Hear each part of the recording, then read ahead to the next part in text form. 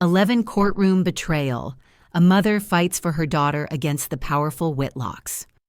On Christmas Eve, I came home without warning. I found my daughter shivering outside in 32-degree Fahrenheit weather. She had no blanket to keep her warm. Meanwhile, my son-in-law's family laughed, toasting with champagne by the fireplace. I kicked the door open, holding my daughter in my arms, and said 6 words. "I'm glad you're here." If you're watching this video, give it a like, subscribe to the channel, and tell me in the comments where you're hearing my revenge story from. I want to know how far it's reached. I stepped out of the taxi. My heavy boots sank into the thick layer of snow outside my daughter's house in Boise, Idaho. The icy wind slapped my face like it wanted to peel my skin off, forcing me to pull up the collar of my coat. After years as a Taekwondo coach, I thought I was used to any challenge. From the sweltering heat of the dojo to the harshest winters, I thought nothing could faze me.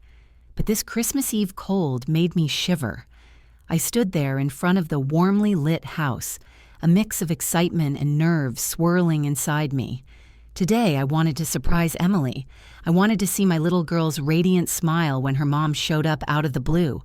After so many months away, the front yard was buried in snow. Not a single footprint in sight, like no one cared enough to clear it. Through the big picture window, I could see the cozy glow spilling out from the living room, where cheerful Christmas music played from a Bluetooth speaker. Jingle bells, Emily's favorite when she was a kid, filled the air. I stepped closer, trying to peek inside. A long table draped in a bright red tablecloth stretched out in front of me, loaded with traditional dishes. A golden roasted turkey, steaming plates of cornbread stuffing, a bowl of cranberry salad with shiny bits of apple and raisins, and glasses of red wine glinting under the lights. The Whitlock family, my son-in-law's folks, was gathered in full. I recognized Mr. Harold Whitlock, Ryan's dad, sitting with an air of authority, and Mrs. Evelyn Whitlock, his mom, holding a glass of wine with a smug smile on her lips. Ryan's sister Abigail was there too, with her 2 young kids laughing non-stop. They were all raising their glasses, toasting around the crackling fireplace. But where was Emily? I frowned, straining to see further inside, thinking maybe she was tucked in some corner. I'd pictured her smiling, chatting happily, like in the old days when she'd wrap her arms around my neck, telling me endless stories. Then I heard a noise. A faint whimper coming from the porch. I turned and my heart stopped. Under the dim light, next to a snow-covered poinsettia planter, Emily was curled up in an old wooden chair. She wore only a thin blouse, her frail shoulders shaking uncontrollably, her messy hair sticking to her forehead, damp from melted snow. I ran to her, my heart pounding like a drum. "Emily!" I shouted, my voice breaking with panic. I yanked off my coaching jacket and wrapped it around her with urgency. My trembling hands touched her arm. It was ice cold, like there was no warmth left in her. Emily lifted her face, her eyes red, her pale lips barely whispering, "Mom!" Her voice was so faint it almost dissolved into the air, and she collapsed against my shoulder.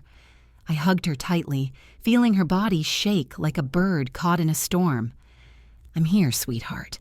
I'm here," I whispered, trying to sound calm, though tears burned in my eyes.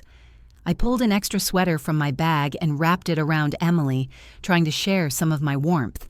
I lifted her in my arms as her soaked slippers fell into the snow, leaving a messy trail. I held her close, feeling her weak breath against my neck. In that moment, all I wanted was to get her out of there, away from the biting cold, away from whatever had brought her to this state. But then, from inside the house, the laughter kept going, careless and cruel. I clearly heard Ryan's deep voice, smug and boastful, bragging about something. The whole table erupted in laughter, and the clinking of glasses sounded like distant, eerie music. They were happy, cozy by the fireplace, while my daughter, my own flesh and blood, was trembling outside in the cold, like she didn't deserve to be in that house. Just a few hours ago, I was at the Boise airport, still sweaty from a week of coaching the national Taekwondo team. The heat of the mats seemed to linger on me, even as I stood in the chilly airport lobby. I dragged my old suitcase, so excited I could hardly stand still, imagining Emily's face lighting up when I showed up unannounced on Christmas Eve. My heart was racing.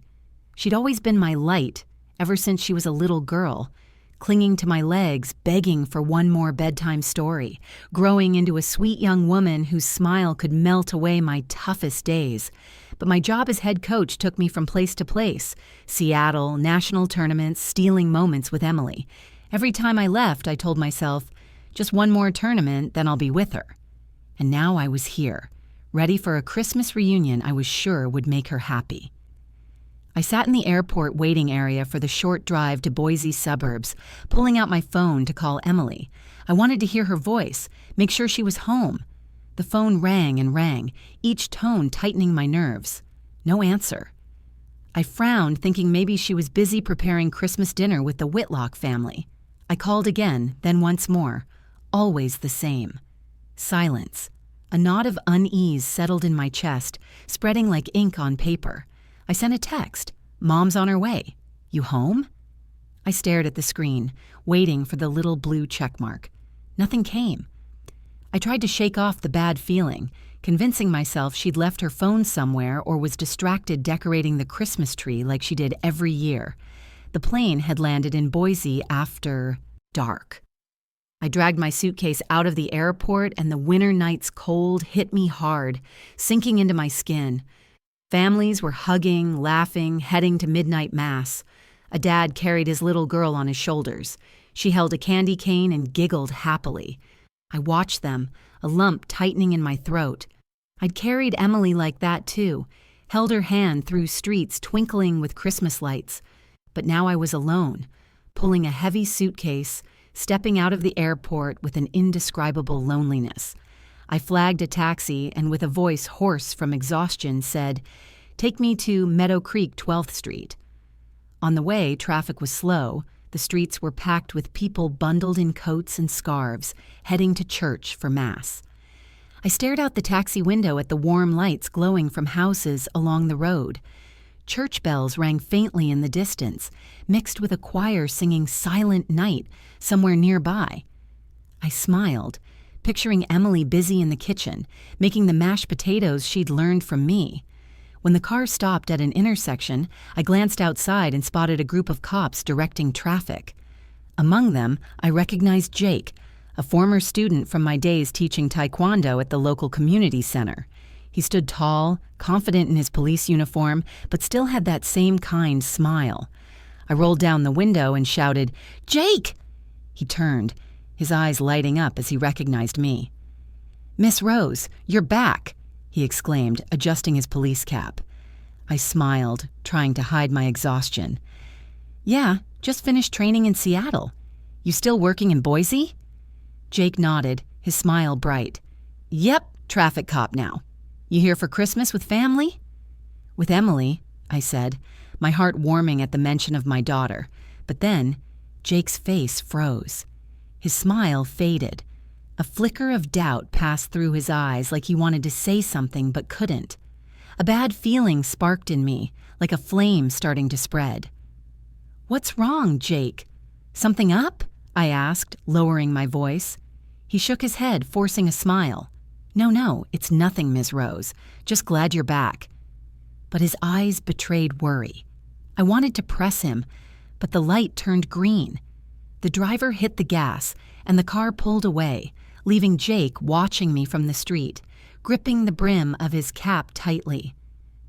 As we neared Emily's house, I asked the driver to stop a short distance from the gate. I wanted to surprise them, to see Emily's face when she found me standing at the door. I grabbed my suitcase and walked through the snow-covered path, my boots leaving deep prints. The golden glow from the houses around shone like lit candles. From a distance, I heard a guitar and singing coming from Emily's living room.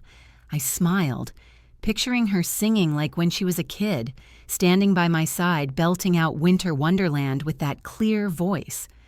I left my suitcase on the step, took a deep breath, and got ready to knock. But then, a mocking laugh cut through the air, sharp as a knife. I froze. My hand hovered, not touching the door. Mr. Harold Whitlock's deep, gruff voice boomed clearly. That's what they call a daughter-in-law, a woman who can't even have kids, 4 miscarriages. Haven't they embarrassed us enough? His laugh was heavy, dripping with contempt. Then Ryan's voice, cold and cruel, chimed in. Always faking depression, locking herself in her room to do nothing. If it weren't for my parents, I'd have kicked her out ages ago. Another laugh erupted, followed by the clinking of wine glasses. I heard Abigail, Ryan's sister, her tone venomous. Yeah, totally useless. A wife who can't even carry a baby to term. What's she good for? Pretending to be sick just to get coddled. Pathetic. Each word stabbed my heart. I stood there paralyzed, my breath caught in my throat. This was how they treated my Emily, my daughter, who dreamed of a happy family who poured her heart into every meal for her husband. Now they were humiliating her like this. 4 miscarriages, each one leaving her sobbing until she had no tears left during our phone calls. And now they said she was faking it. I clenched my fists, my nails digging into my palms. And that's when I saw Emily curled up in a wooden chair on the porch in just a thin blouse, her head bowed, her whole body trembling in the freezing cold, my eyes blurred with tears. My heart stopped. I scooped Emily into my arms. Her body was still shaking, cold as a block of ice. My hands trembled too, not just from the bitter Boise night, but from the rage burning in my chest. Each step toward the Whitlocks' door felt like it carried 1,000 pounds. But I didn't stop. I pounded on the wooden door, my knocks firm, drowning out the Christmas music blaring inside. Jingle bells looped over and over, mocking the painful scene I had just witnessed. No one came to open it. I gritted my teeth and banged harder, like I wanted to knock the door down in one blow. Finally, the door swung open. Evelyn stood there, a glass of red wine wobbling in her hand, her lips painted bright red, glossy under the light. The smell of alcohol wafted from her, but her face wore a forced smile, trying to seem polite. "Hey, Miss Rose, what a surprise," she said, her voice syrupy but fake, like I was an unwelcome guest. "Let you know," I growled, each word hissing through my teeth. "If I'd let you know, how would I have seen this? What did you do to my daughter?" I held Emily tighter, feeling her faint breath against my shoulder. Each breath was a reminder I couldn't let this slide. Evelyn raised an eyebrow, glancing at Emily in my arms with a grimace, like she was looking at something annoying.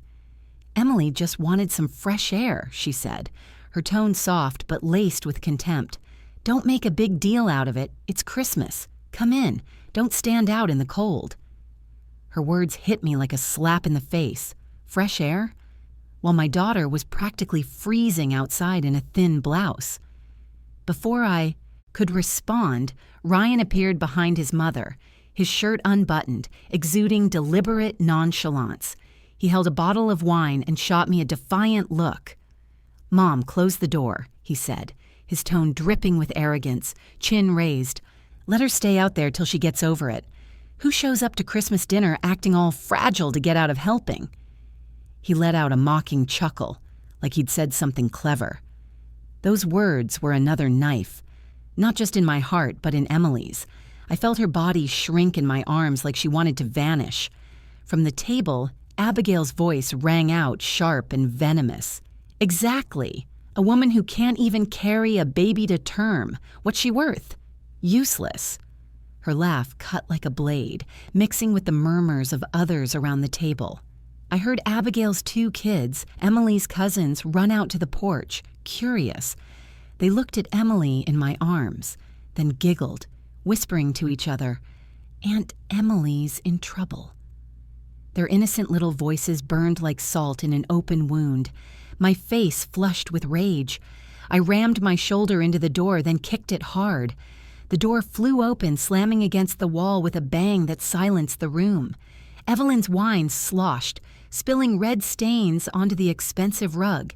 The Christmas music stopped abruptly, like someone had yanked the speaker's plug. The air in the room turned heavy, suffocating, like all the oxygen had been sucked out. I stepped into the center of the living room, still holding Emily. Each step left a trail of melted snow on the hardwood floor, like marks of rage that couldn't be erased. Every eye was on me.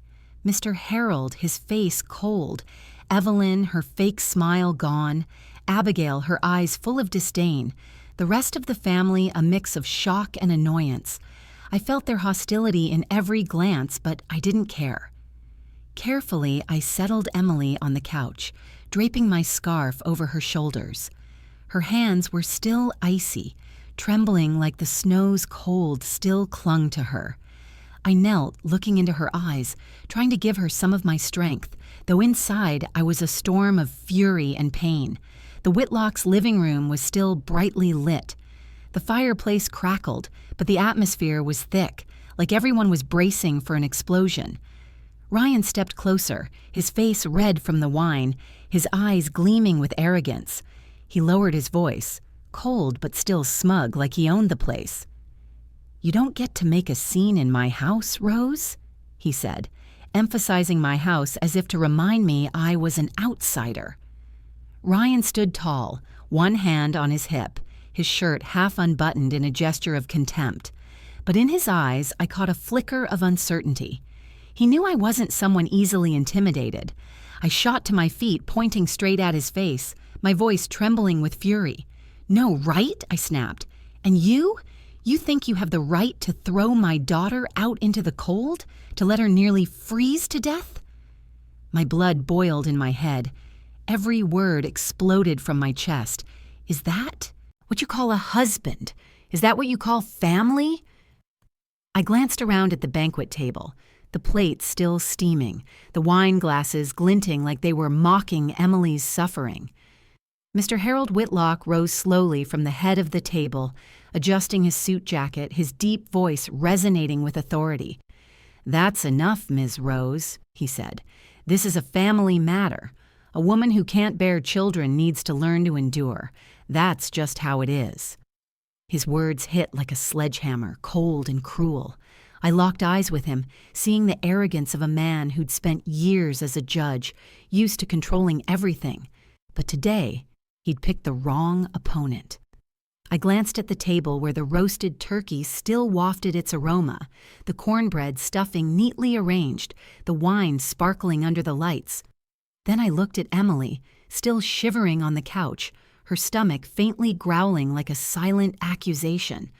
I couldn't hold back anymore. My voice erupted, sharp and cutting. "So you feast while my daughter's outside in 30-degree weather. No coat, no food. That's what you call tradition. That's what you call humanity."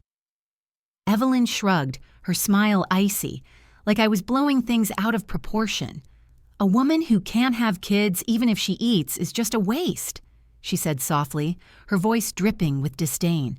She raised her wine glass and took a sip, as if to show she didn't care one bit about my feelings or Emily's.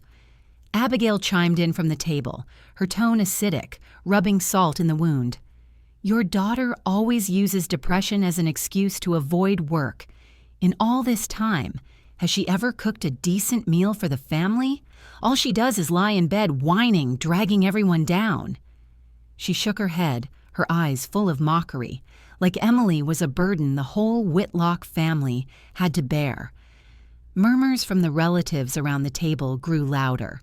Some shook their heads, others snickered as if they agreed with those venomous words. Every sound, every sidelong glance pierced my chest like another stab. I wanted to flip that fancy table over to demand justice for my daughter. But then a faint voice came from the couch. Emily, my little girl, had stirred. She tried to sit up, her trembling hands gripping the edge of the couch. "I'm so tired," she stammered, her voice breaking, barely audible. "No one understands." Her words were crushed instantly by Ryan's shout. "Enough!" he barked. "Shut up! You've embarrassed me enough already." He stepped toward her, his gaze icy, like he wanted to shatter what little strength she had left. I saw Emily's shoulders slump, her red eyes brimming with tears, and my heart tightened. I stepped in front of her, ready to do whatever it took to protect her. Memories of Emily flooded my mind like an avalanche. I remembered the days she'd call me, sobbing over the phone, each time she lost a child, the first, the second, the third, the fourth. With every miscarriage, her soul broke into pieces. She'd been a sweet girl who dreamed of a warm home, family dinners with her husband and kids. But the pain over and over had pushed her to the edge of despair. I tried to be there for her, even through long-distance calls. But I never imagined the Whitlock family, the ones I trusted, would treat my daughter like this. Ryan, my son-in-law, who I once thought was a decent man, now showed his true face, a cruel bully who cast my daughter out into the cold, treating her like garbage. I was on the verge of losing it. Through the window, I saw Jake standing silently on the porch. Maybe he'd been patrolling the neighborhood, his hard gaze and clenched fist showing he'd heard and witnessed this cruelty. I gave him a slight nod, signaling him not to step in just yet. But inside, his presence was a ray of hope. I knew I wasn't alone. I had a witness, someone who knew the truth. Ryan took another step, pointing at me, dropping the mask of politeness. "I'm warning you, this is my house," he said. "Stay out of it or things will get worse." He smirked, convinced I'd back down under the Whitlock family's power. He was wrong. I clenched my fists, my knuckles cracking, feeling all the rage I'd bottled up in my life explode in that moment. The air in the room was so thick it felt like a single spark could set it all ablaze. I locked eyes with Ryan, my voice low but sharp as a knife. "You think you can threaten me? You think you can keep hurting my daughter without paying a price? You're wrong, Ryan. I'm not letting this go." I turned to the whole Whitlock family, from Mr. Harold's cold stare to Evelyn's faint smirk to Abigail's disdainful glare. "All of you," I said, my voice echoing in the silent room, "you're going to pay for what you did to Emily." The Whitlocks' living room fell into a terrifying silence, like the air had been sucked out, leaving only a thick tension ready to explode. I placed my hand on Emily's shoulder, feeling her frail frame under the scarf, my voice steady and unwavering. "This isn't a private matter anymore. This is domestic abuse." My words landed like a stone in a still lake, rippling through everyone in the room. Evelyn, still holding her wine glass, let out a mocking laugh, swirling it like she was enjoying a joke. "Abuse," she said, her tone dripping with sarcasm and arrogance. "We're just teaching her her place, Rose. You should thank us for putting up with her this long." Ryan stepped closer, his eyes red from alcohol and rage. He spat his words like he was chewing each one before letting it out. "She fakes depression, fakes pain to do nothing. No one's hitting her. We're just sick of her uselessness." He paused, staring at me with a twisted smile. "Teach your daughter again, Rose. Nobody loses 4 pregnancies in a row. Maybe she did it on purpose." Those words were like a razor blade. They didn't just cut my heart. They tore open Emily's unhealed wounds. I heard her breath catch, like she'd been punched in the chest. 4 miscarriages. 4 times she called me sobbing, her voice broken, saying she'd lost the children she could never hold. Each time I could only clutch the phone, helpless from afar, trying to comfort her with empty words. And now Ryan dared to stand in front of me and say she'd done it on purpose. I clenched my fist so hard my nails dug into my palm, blood rushing to my face. He'd crossed a line I couldn't forgive. I pulled my phone from my coat pocket. My hand shook, but I quickly dialed the nearest police station. "I'm calling the cops," I said, my voice cold as ice, though inside I was a hurricane. "A report will be filed. You'll answer to the law." I emphasized each word like I was carving them into the air, making sure everyone knew I wasn't bluffing. Ryan froze. The wine bottle slipped from his hand, clattering onto the hardwood floor, red wine staining the expensive rug. Panic flashed in his eyes, though he tried to regain his air of superiority. "You wouldn't dare," he shouted, but his voice wavered like he hadn't expected me to go this far. Mr. Harold, who'd been watching with a cold expression, stepped forward, adjusting his tie, his deep, grating voice booming with authority. "You have no idea who you're challenging, Rose," he said. "I've spent my life on the judge's bench. I've seen the worst this world has to offer. You think a phone call will make us tremble?" His eyes were sharp as knives, reminding me the Whitlock family wasn't easily shaken. But I didn't back down. I'd seen my daughter shivering in the cold, and nothing, not even Mr. Harold's power, would silence me. Abigail from the table crossed her arms and let out a mocking smile.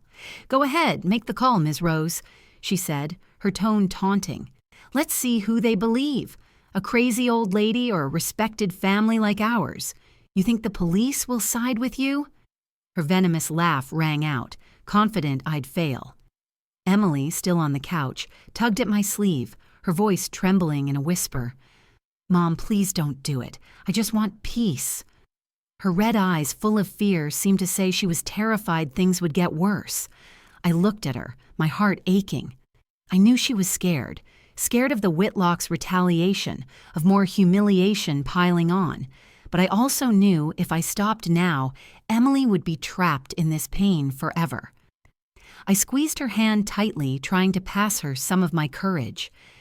"You don't have to be afraid," I said softly but firmly. "I'll protect you, I promise." I lifted her in my arms, snow from her clothes falling onto the rug like pieces of a shattered dream. I ignored the Whitlocks' scornful glares and their muttered threats. All I knew was I had to get her out of that place, out of that cage of cruelty she'd been locked in for too long. As I turned toward the door, I saw Jake through the foggy glass, standing on the porch, his hand resting on his radio, his eyes burning with a hidden fire, ready to act at any moment. I gave him a slight nod. Enough. To let him know I was ready for the fight. Jake nodded back firmly. ChatGPT said, "Updated, saved memory." He lowered his voice, cold but still smug like he owned the place. "You don't get to make a scene in my house, Rose," he said, emphasizing my house as if to remind me I was an outsider. Ryan stood tall, one hand on his hip, his shirt half unbuttoned in a gesture of contempt. But in his eyes I caught a flicker of uncertainty. He knew I wasn't someone easily intimidated. I shot to my feet, pointing right at his face, my voice trembling with fury. "No right," I snapped. "And you? You think you have the right to throw my daughter out into the cold? To let her nearly freeze to death?" My blood boiled. Every word exploded from my chest. "Is that what you call a husband? Is that what you call family?" I glanced at the banquet table, the plate still steaming, the wine glasses glinting as if mocking Emily's suffering. Mr. Harold Whitlock rose slowly from the head of the table, adjusting his suit jacket, his deep voice resonating with authority. "That's enough, Ms. Rose," he said. "This is a family matter. A woman who can't bear children needs to learn to endure. That's just how it is." His words hit like a sledgehammer, cold and cruel. I locked eyes with him and saw the arrogance of a man who'd spent years on the bench, used to controlling everything. But today he had the wrong opponent. I looked back at the table, the roasted turkey sending up its scent, the cornbread stuffing neatly arranged, wine sparkling under the lights, and then at Emily, still shivering on the couch, her stomach faintly growling like a silent accusation. I couldn't hold back. My voice erupted, sharp and cutting. "So you feast while my daughter's outside in 32-degree weather. No coat, no food. That's what you call tradition. That's what you call humanity." Evelyn shrugged, her smile icy like I was overreacting. "A woman who can't have kids, even if she eats, is just a waste," she said softly, her voice dripping with disdain. She raised her wine glass and sipped, showing she didn't care one bit about my feelings or Emily's. Abigail chimed in from the table, acidic and cruel, rubbing salt in the wound. "Your daughter always uses depression as an excuse to avoid work. In all this time, has she ever cooked a decent meal for the family? All she does is lie in bed whining, dragging everyone down." She shook her head, eyes full of mockery, as if Emily were a burden the whole Whitlock family had to bear. Murmurs around the table grew louder. Some shook their heads, others snickered as if agreeing with those venomous words. Every sound, every sidelong glance pierced my chest like another stab. I wanted to flip that fancy table over and demand justice for my daughter. Then a faint voice came from the couch. Emily had stirred. She tried to sit up, her trembling hands gripping the edge of the couch. "I'm so tired," she stammered, voice breaking, barely audible. "No one understands." Ryan cut her off with a shout. "Enough!" he barked. "Shut up! You've embarrassed me enough already." He stepped toward her, gaze icy, like he wanted to crush whatever strength she had left. I saw Emily's shoulders slump, her red eyes filling with tears, and my heart tightened. I stepped in front of her, ready to protect her at any cost. Memories of Emily came flooding in, days of phone calls where she'd sob, each miscarriage chipping away at her soul, the first, the second, the third, the fourth. She'd once been a sweet girl who dreamed of a warm home and family dinners. The repeated pain had pushed her to the edge of despair. I tried to be there, even over long-distance calls, but I never imagined the Whitlocks, the people I trusted, would treat my daughter like this. Ryan, the man I once thought decent, now showed his true face, a cruel bully who cast my daughter into the cold and treated her like garbage. I was on the verge of losing it. Through the window, I saw Jake standing on the porch, silent, hard-faced, his fist clenched. Clearly he'd heard and witnessed this cruelty. I gave him a slight nod, signaling him not to step in yet. Inside, I felt relieved. I had a witness who knew the truth. Ryan took another step, pointing at me and dropping the mask of politeness. "I'm warning you. This is my house," he said. "Stay out of it or things will get worse." He smirked. Sure, I'd back down under the Whitlock's power. He was wrong. I clenched my fists until my knuckles cracked, feeling every ounce of rage I'd bottled up explode. The air felt thick, like a single spark could set everything ablaze. I locked eyes with Ryan, my voice low and sharp as a knife. "You think you can threaten me? You think you can keep hurting my daughter without paying a price? You're wrong, Ryan. I'm not letting this go." I turned to the whole Whitlock family, from Mr. Harold's cold stare to Evelyn's faint smirk to Abigail's disdainful glare. "All of you," I said, my voice echoing in the suddenly silent room, "you're going to pay for what you did to Emily." The living room fell into a terrifying stillness, the tension ready to snap. I put my hand on Emily's shoulder, feeling her frail frame under the scarf, my voice steady and unwavering. "This isn't a private matter anymore. This is domestic abuse." The words landed like a stone in a still lake, rippling through everyone. Evelyn, wineglass in hand, let out a mocking laugh, swirling it like a joke. "Abuse," she sneered sarcastically. "We're just teaching her her place, Rose. You should thank us for putting up with her this long." Ryan stepped closer, eyes red from wine and rage. He spat his words as if chewing them first. "She fakes depression, fakes pain to do nothing. No one's hitting her. We're just sick of her uselessness." He paused, staring at me with a twisted smile. "Teach your daughter again, Rose. Nobody loses 4 pregnancies in a row. Maybe she did it on purpose." Those words were a razor blade. They didn't just cut me, they ripped open Emily's unhealed wounds. I heard her breath catch like a punch to the chest. 4 miscarriages. 4 times she called me, sobbing and broken, saying she'd lost the children she could never hold. Each time I could only clutch the phone, helpless. And now Ryan dared to say she'd done it on purpose. My fist clenched so hard my nails dug into my palm, my face flushing with anger. He'd crossed a line I couldn't forgive. I pulled my phone from my coat pocket, hand shaking, and dialed the nearest police station. "I'm calling the cops," I said, cold as ice, though inside I was a hurricane. "A report will be filed. You'll answer to the law." I spoke each word as if carving it into the air. Ryan froze. The wine bottle slipped from his hand and clattered onto the hardwood, red staining the expensive rug. Panic flashed in his eyes, though he tried to look superior. "You wouldn't dare!" he shouted, but his voice wavered. He hadn't expected me to go this far. Mr. Harold stepped forward, adjusting his tie, his deep, grating voice booming. "You have no idea who you're challenging, Rose," he warned. "I've spent my life on the judge's bench. I've seen the worst this world has to offer. You think a phone call will make us tremble?" His eyes were sharp as knives, a reminder the Whitlock family wasn't easily shaken. But I didn't back down. I'd seen my daughter shivering in the cold, and nothing, not even Mr. Harold's power, would silence me. Abigail crossed her arms and smiled mockingly. "Go ahead, make the call, Ms. Rose," she taunted. "Let's see who they believe.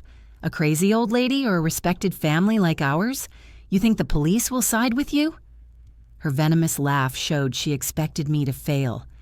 Emily tugged at my sleeve from the couch, voice trembling.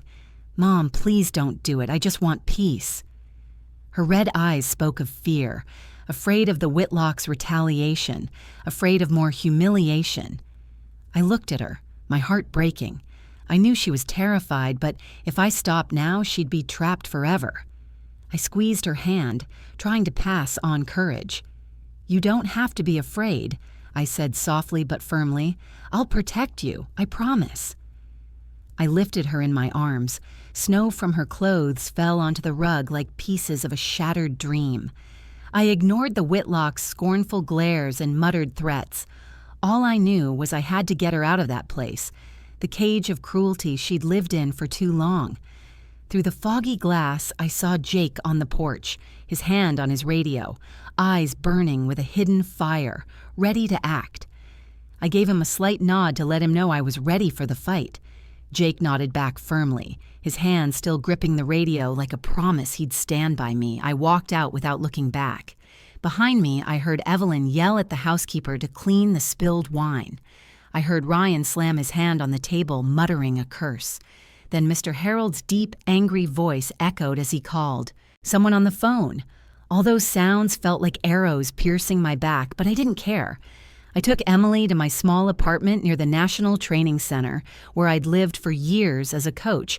It wasn't fancy, just a living room with an old couch, a simple kitchen in the corner, and a few family photos on the wall. But to me, it was safe, a place to shield my girl from the Whitlocks' insults and the cruel cold. I carried Emily to her room and gently settled her on the bed. She was still shivering, wrapped in my thick coat. I dug through the closet for an old sweater and put it on her, then made a mug of hot cocoa. Its sweet aroma filled the chilly air. "Drink this, sweetheart," I whispered, placing the mug in her hands. But she just stared at it, eyes empty, like she didn't believe she deserved even a bit of warmth.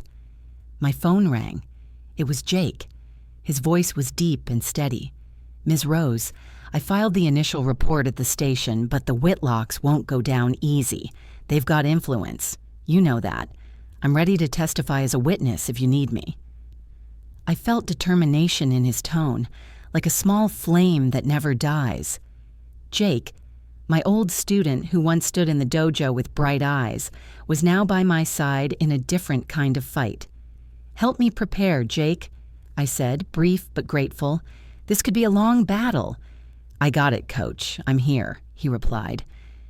The next morning, I took Emily to a therapist in downtown Boise. Dr. Linda Carter, an older woman with a kind gaze, welcomed us into a cozy office. After talking with Emily, she looked at me, her voice heavy and sad. "She's suffering from severe depression, Miss Rose. 4 miscarriages combined with constant insults from her in-laws have crushed her confidence. She needs rest, treatment, and above all, to feel safe." I nodded, my heart tightening. I knew Emily wasn't okay, but hearing it from the therapist felt like another stab. I looked at her curled up in the chair, hands clasped tightly, and blamed myself for not being there sooner. That afternoon, Jake stopped by the apartment out of his uniform, carrying a bag of fruit and some old cookbooks. He set them in front of Emily, hesitating. "I know you like cooking," he said. "Thought maybe starting small, like a pie or some chicken noodle soup, might make you feel better." His voice was gentle, worry in his eyes. Emily lowered her head, clutching her blouse, murmuring, "Thanks, but I don't think I can do anything anymore." Her words pierced me like a needle. Jake's face fell for a moment, but he didn't push. He simply nodded and left the bag on the table. Then he turned to me. "Ms. Rose, whatever you need, just say it. I've got your back."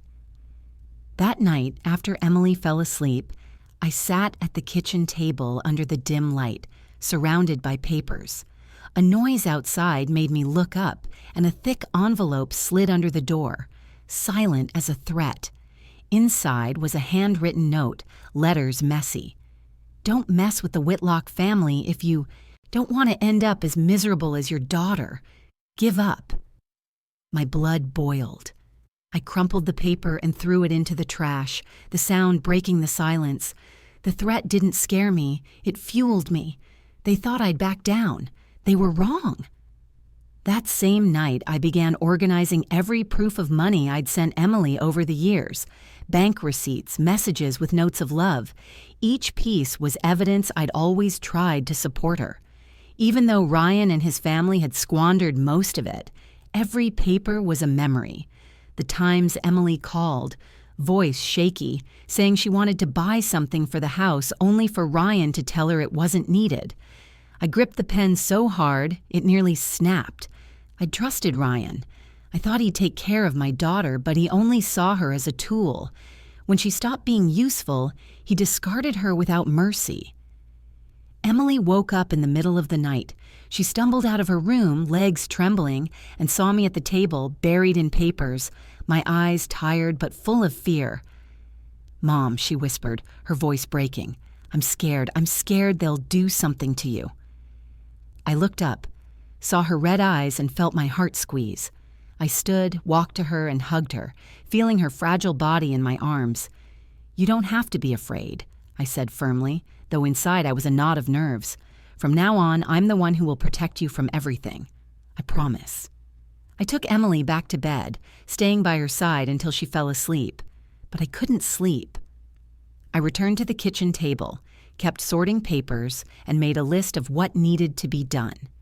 I called an old lawyer friend who had helped me with a case tied to the taekwondo team. He promised to look into it, but warned me, "The Whitlocks have a lot of pull in Boise, Miss Rose. They know people in the courts. Get ready for a long fight." I nodded, though he couldn't see me. "I know," I said, "but I'm not stopping." The weeks preparing the case felt like an endless nightmare. Every night, under the dim lamp in my small apartment, I reviewed page after page, rereading every bank receipt, every medical report about Emily. Those cold numbers and letters were proof of my love for my daughter, but also a painful reminder of everything she'd suffered. Finally, the first day of the trial came, and I felt like I was stepping onto a taekwondo mat. Emily and I entered the Boise courthouse. The morning chills seeped through my thick coat. I held her hand, feeling her icy fingers tremble in my palm. Her eyes were red with dark circles from sleepless nights. She kept her head down like she wanted to hide from the stares. I stood tall, trying to be her rock, though inside I was just as shaken. "I'm here," I whispered, squeezing her hand gently. She nodded weakly, but her empty eyes showed she'd given up the fight long ago. The Whitlock family was already there early. Ryan, in a sharp gray suit, carried himself like a confident lawyer. Before the trial, he sat, adjusted his tie, and shot us a scornful glance. Next to him was Mr. Harold, walking slowly but with a gaze sharp as a blade. He flashed a confident smile like he already knew the outcome. In the family row, Evelyn and Abigail sat primly, dressed elegantly, whispering occasionally, throwing us looks. I felt their hostility in every gesture, but I forced myself to stay calm, reminding myself today wasn't my fight. It was Emily's. Jake was there too, sitting in the spectator section in his police uniform. He gave me a slight nod, his steady gaze like a promise he wouldn't abandon us. His presence made me feel less alone, like I had an ally in this battle. I nodded back, silently thanking him for being there from that terrifying Christmas Eve to this day. The trial began. My lawyer, Mr. James, stood and presented each piece of evidence clearly. He showed the bank transfers I'd sent Emily over the years, proving I'd always supported her, though most of that money ended up in Ryan's hands. He also presented Emily's medical records with detailed notes from her therapist about her depression. After 4 miscarriages and constant insults from her husband's family, Emily hadn't just suffered physically. She was emotionally destroyed, James said, his voice thick with emotion. They treated her like an outsider in her own home. I looked at Emily, her head bowed, hands clasped tightly as if holding in the pain. I wanted to stand and hug her, but I had to stay strong and let the lawyer do his job. Then the young lawyers for the Whitlock family stood up, and I felt injustice creeping into the courtroom. One of them, in a sleek black suit, spoke with a commanding voice. Emily's just faking illness to be coddled. The Whitlock family gave her everything, shelter, food, every need met. But she didn't hold up her end. She failed as a wife. Those words slapped me across the face. Faking. Coddled. I clenched my fist so hard my blood boiled. They called a witness Mrs. Martha, the Whitlock's former housekeeper. She took the stand, eyes darting, voice shaky. Mrs. Emily was lazy, she said.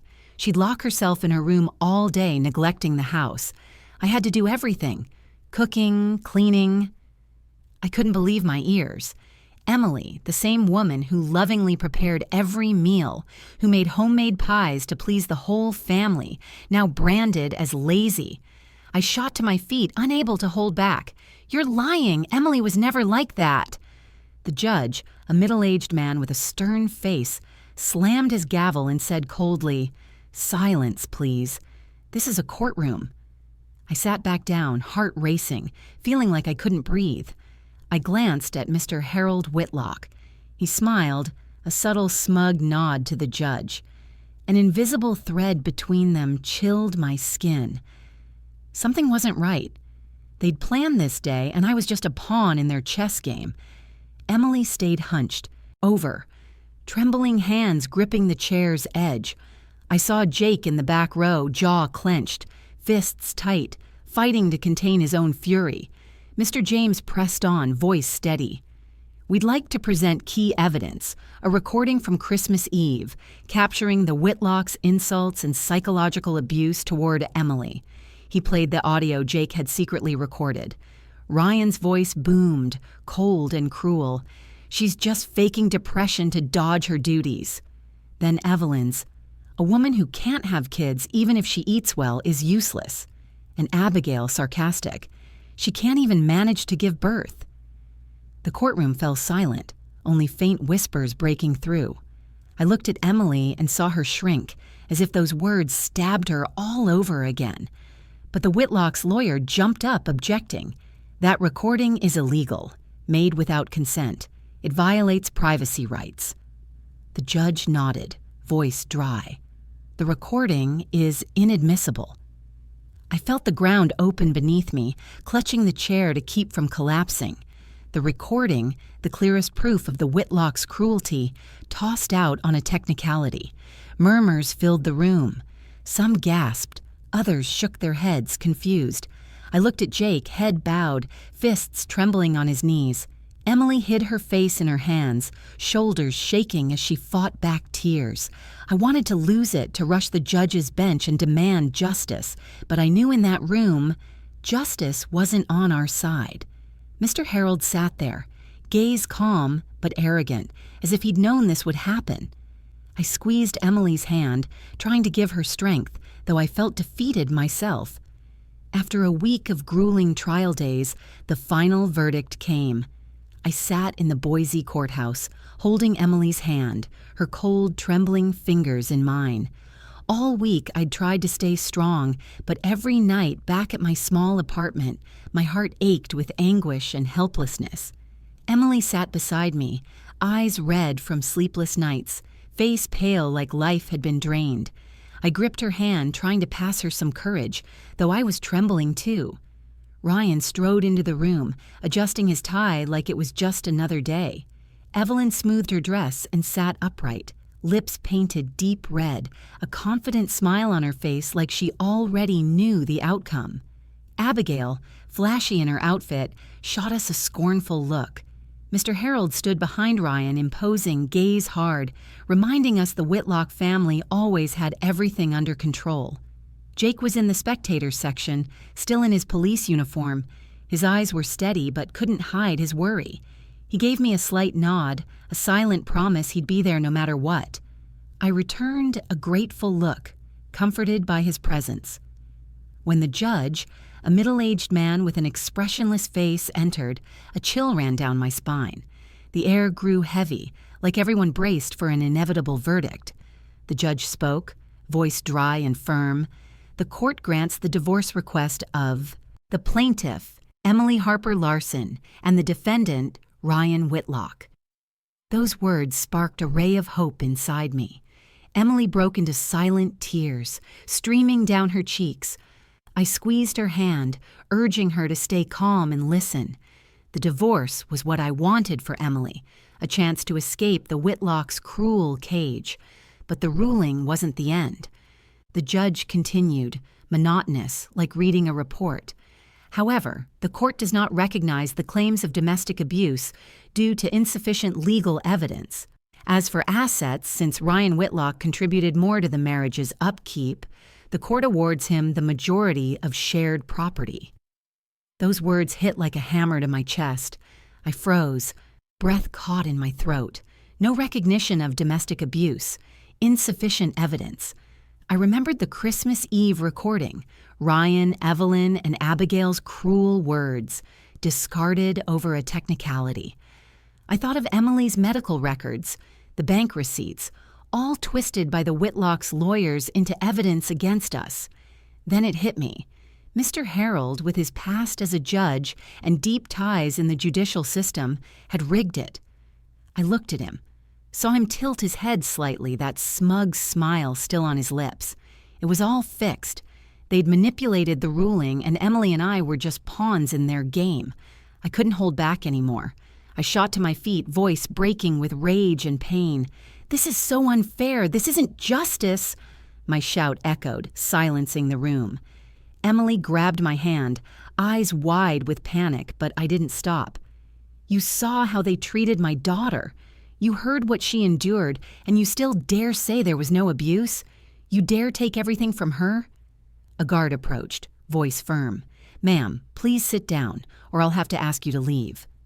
I glared at him, then at the judge, who sat blank-faced like my words meant nothing.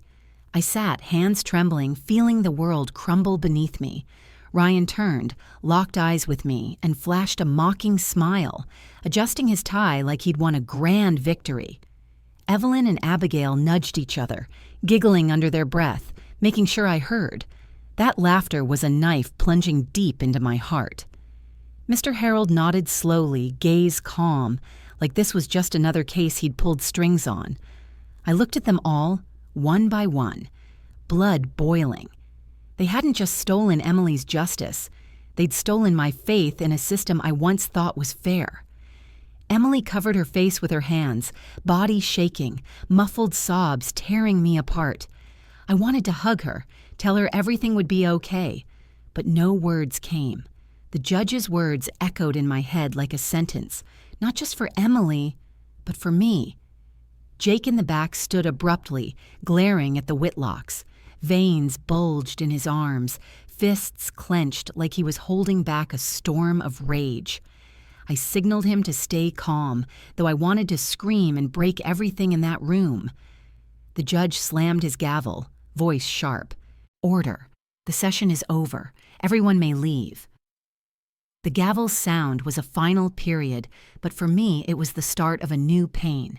People began to rise, voices murmuring, papers shuffling. But I stayed, holding Emily tightly, her trembling shoulders and sobs breaking me inside.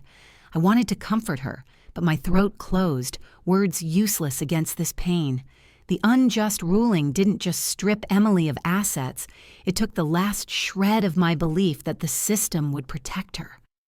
Ryan sauntered over, posture smug like he'd won a major victory. He leaned close to my ear, whispering mockingly, "See, Rose? I told you, don't fight me. You're just a useless old woman." He flashed a crooked smile, eyes gleaming with triumph, then turned to leave, like Emily and I weren't worth his time. His words were gasoline on the fire of my rage. My blood surged, veins pulsing. I clenched my fist so hard it hurt, my body taut like a drawn bow, ready to snap. I wanted to lunge and punch that arrogant face, to pay him back for everything he'd done to my daughter.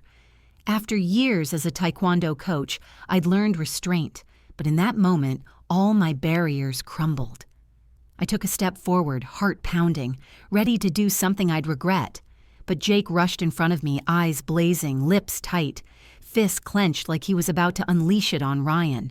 I saw my own fury in him, an uncontainable outrage at the injustice. The courtroom buzzed, voices rising. Are they going to fight? A cop throwing punches in court? Some pulled out phones, camera flashes lighting up the tension.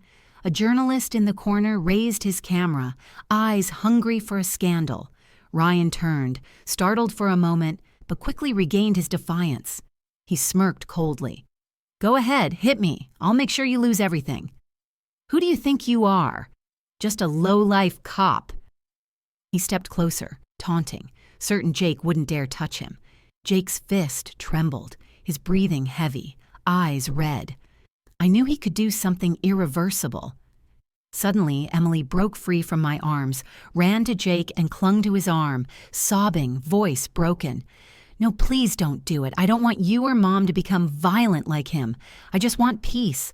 I just want to keep living. Her cry tore through the air, silencing the room. Tears streamed down Emily's face, her thin hands gripping Jake like he was her last anchor. Jake froze, breathing hard, his fiery eyes slowly dimming. His fist trembled, rigid for a moment, then slowly loosened, dropping to his side. He bowed his head, lips tight, fighting to contain the rage consuming him. Camera clicks echoed, flashes highlighting Emily clinging to Jake, Ryan standing smugly in front. Some in the room, maybe unaware of the case, began to sob. A soft murmur of crying rose, like Emily's pain had pierced them. I looked around. A woman wiping tears, a man shaking his head in sorrow. But the Whitlocks stood unmoved.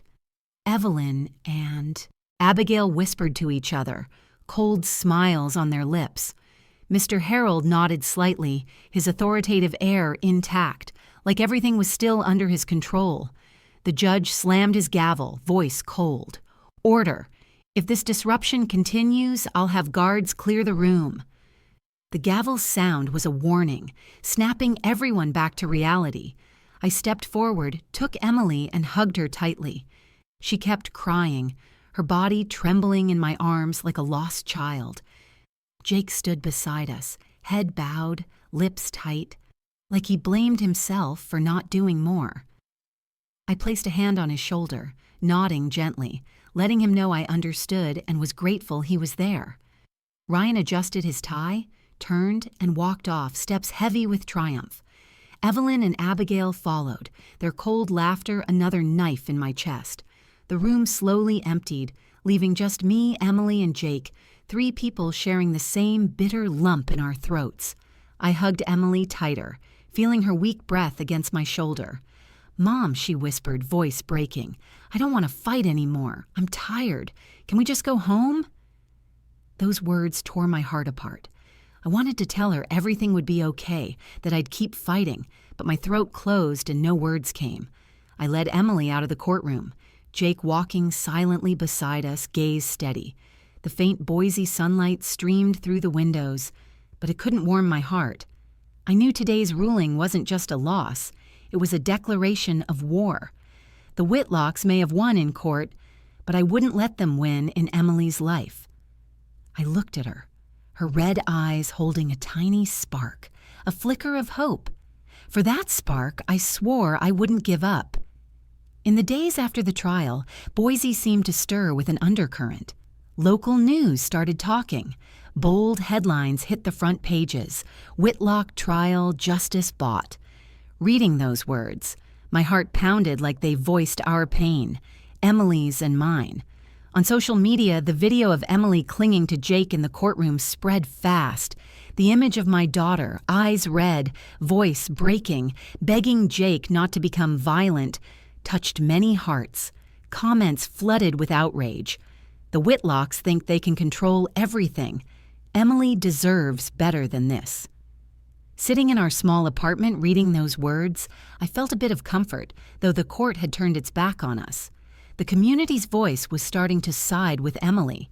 The Whitlocks, despite their legal win, began to feel the cost. I heard Mr. Harold's old colleagues whispering behind his back, rumors of how he'd used his influence to bend justice. Ryan, dubbed the lawyer of injustice, became a target of online criticism. The prestige the family flaunted was crumbling like a sandcastle swept by waves. I didn't revel in it, but I felt a sliver of justice, not from the courts, but from the people's voice. I brought Emily to live with me in my small apartment, lit by the warm, yellow glow of lamps, family photos on the walls. Each morning I got up early to make her breakfast, sometimes pancakes with maple syrup, other times scrambled eggs with toast. Emily sat slowly at the table, cradling a mug of hot tea, staring out the window where faint sunlight slipped between Boise's rooftops. Some days I saw silent tears roll down her cheeks like raindrops. But I knew slowly Emily was healing. Each day she spoke a little more, her eyes less empty than before. I didn't push her. I just stayed by her side, a mother ready to shield her daughter from any storm. Jake became a vital part of our lives. He'd stop by, sometimes with a small bouquet of poinsettias, other times with donuts from the corner bakery.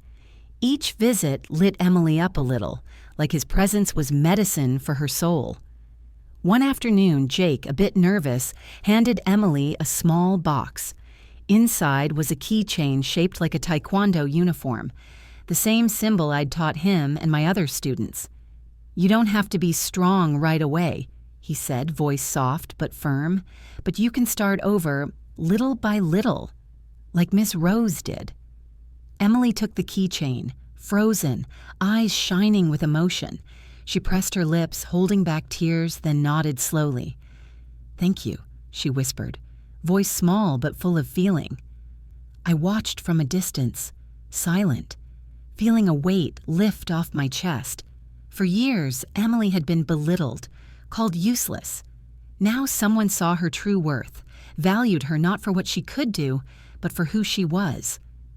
I turned away, wiping a tear from my cheek, not wanting Emily to see me vulnerable.